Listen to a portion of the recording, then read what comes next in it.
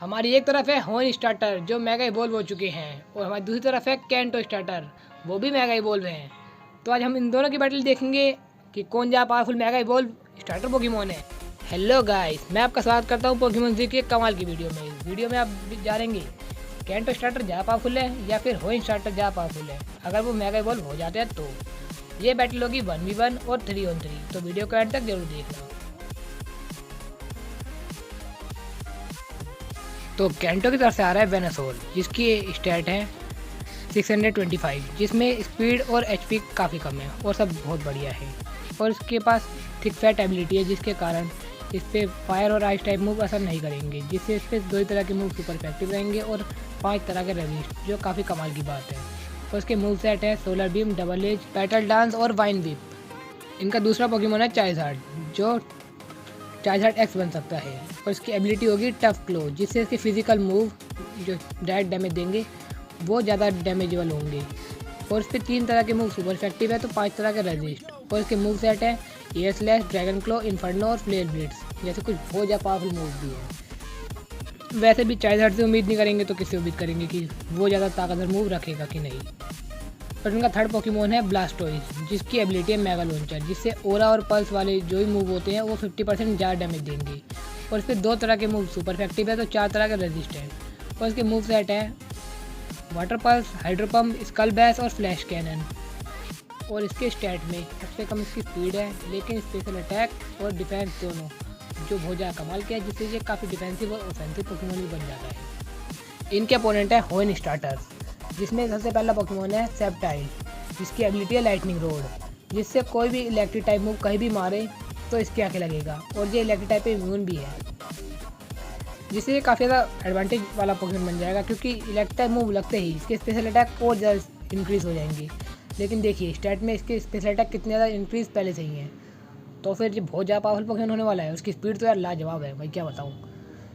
इसको हराने में बहुत ज़्यादा मुश्किल हो सकती है, लेकिन इसके टाइपिंग थोड़ी बहुत ज़्यादा बेकार है, क्योंकि इसमें 6 तरह के मूव सुपर इफेक्टिव हैं और 3 तरह के रेजिस्ट और 1 तरह का एक पोकेमोन का मूव इम्यून रहेगा। लेकिन हमारी बैटल स्टार्टर वाली हो रही है, तो स्टार्टर में कोई इलेक्ट्रिक टाइप मूव नहीं मारता, तो यहाँ पर ये थोड़ा घाटे सौदा हो सकता है। और सेकंड पोकेमोन है ब्लेजिगन, जिसकी एबिलिटी है स्पीड बूस्ट, जिससे ये हर मूव के बाद इसकी स्पीड बढ़ती जाएगी। और ये इस बैटल में बहुत काम आने वाली है, आपको पता लग जाएगा कैसे।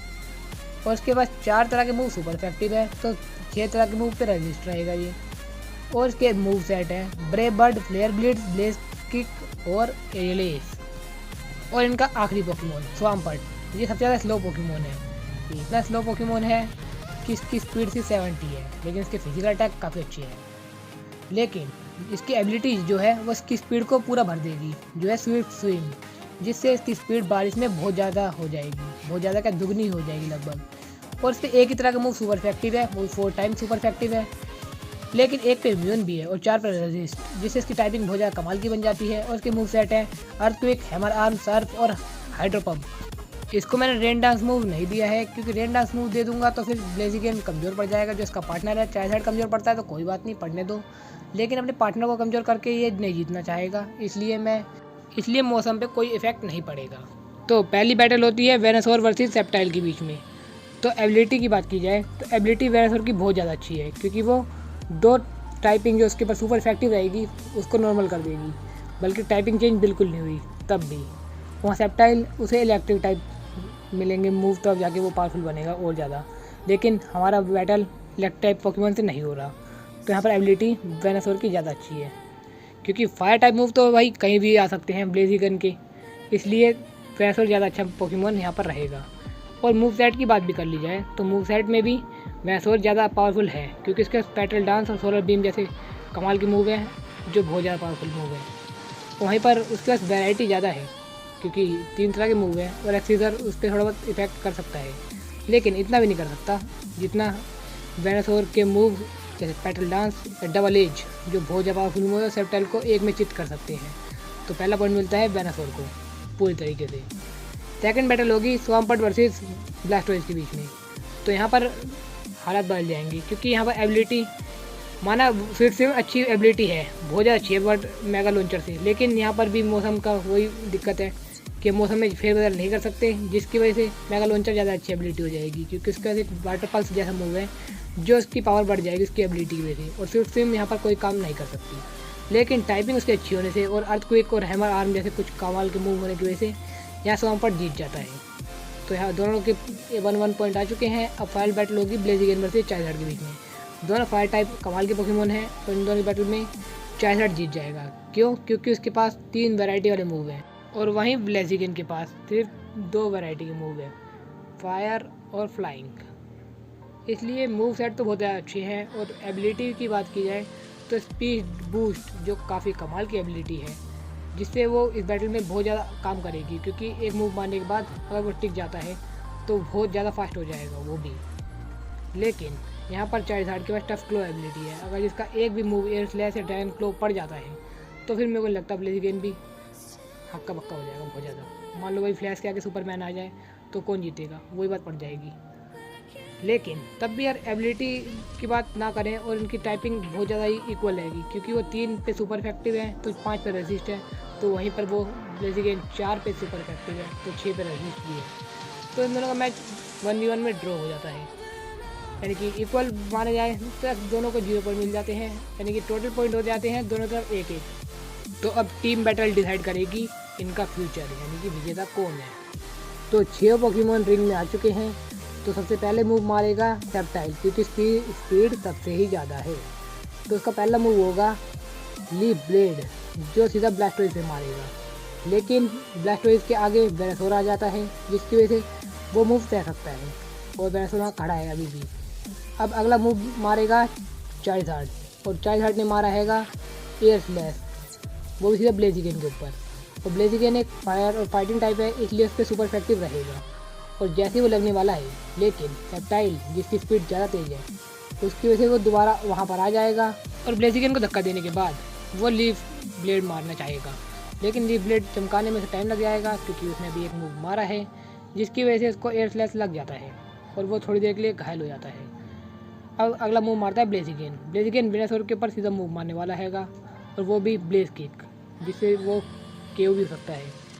और जैसे ब्लेज किक वहाँ पर आ रही होती है, तभी बीच में ब्लास्टोइज आ जाता है। ब्लास्टोइज अपने कमाल के डिफेंस की वजह से उसे रोक लेता है, जिसकी वजह से अब अगला मूव वेरासोर का नंबर आ जाता है मारने का, और वो सोलर बीम मारने की तैयारी करता है, क्योंकि स्वाम्पर्ट बहुत ज़्यादा पावरफुल पोकेमोन है और वो 4 टाइम वीक रहेगा सोलर बीम के खिलाफ।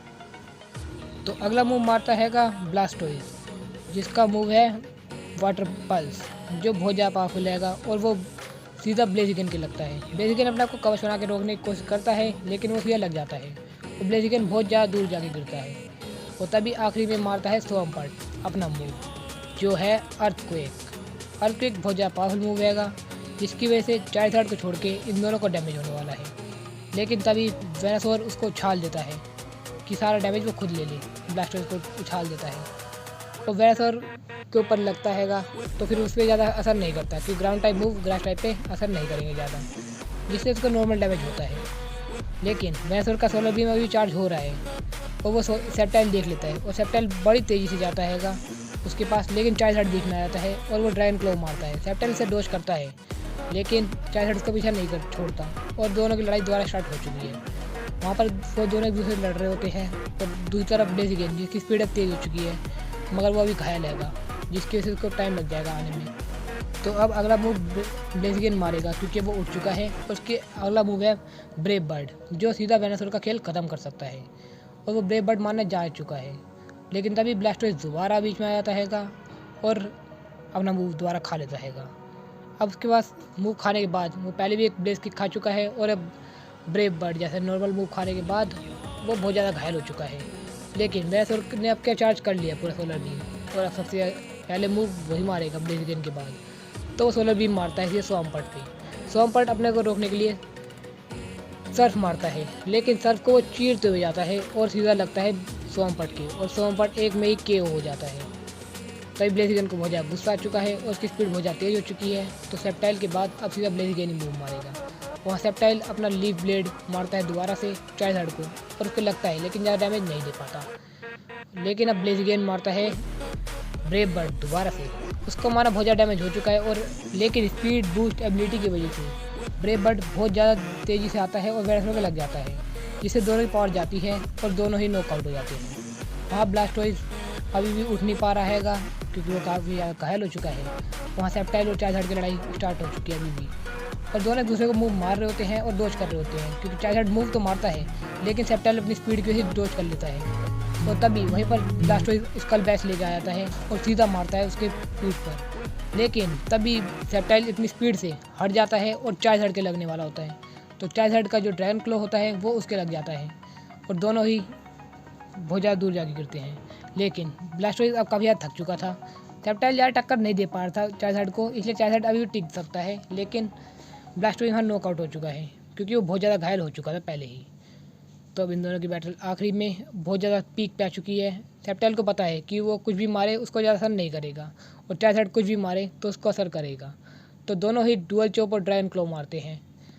ऐसा सेप्टाइल को लगता है कि वो ड्रैगन क्लो मार रहा है, लेकिन वो डुअल चॉप से डोज करते हुए इन्फर्नो मार देता है। इन्फर्नो के बाद खेल ख़त्म और विजेता मिलता है हमें चार्जार्ड। तो टीम वर्क में हमारी टीम जीतती है कैंटो की, जिसमें विजेता है चार्जार्ड। तो गाइस वीडियो कैसा लगा प्लीज़ कमेंट करके बताना, अगर अच्छा लगा तो लाइक और सब्सक्राइब कर देना, ना लगा हो तो एक कमेंट करके बता देना कि मेरी गलती कहाँ हुई प्लीज़। और हाँ गाइस, थैंक्स फॉर वॉचिंग।